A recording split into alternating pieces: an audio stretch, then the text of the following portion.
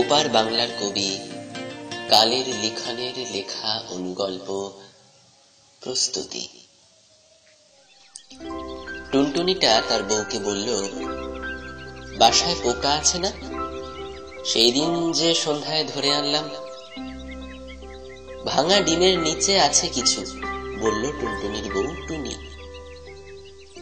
পোকার খোঁজ করো কেন? মেহমান আইবনি? আরে আমার গানের ওস্তাদ কোকিল আইবো বাসায়, বসন্ত আসছে না, এর একটু আপ্যায়ন করতে হবে। তুমি চিন্তা কইরো না, শিমুলের ফুল পোস্ত, কুমড়োর ফুল, পুরনো গমও আছে, আপ্যায়নে ত্রুটি হবে না। তোমার ওস্তাদের গান শুনে আমি তার প্রেমে পড়ে যাই। টুনির কথা শুনে কিছুটা মন খারাপ হয় টুনটুনির।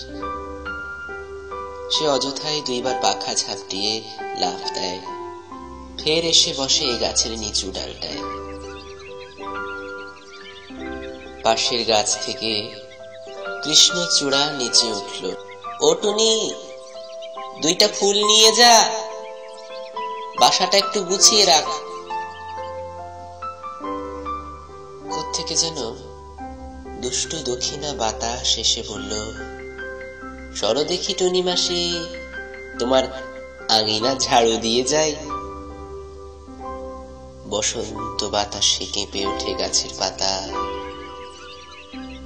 দোল খায় টুনটুনির বাসা।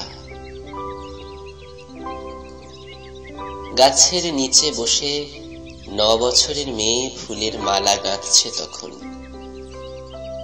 পার্কে আগত মৌসুমী বসন্ত প্রেমীদের কাছে বিক্রি করবে বলে।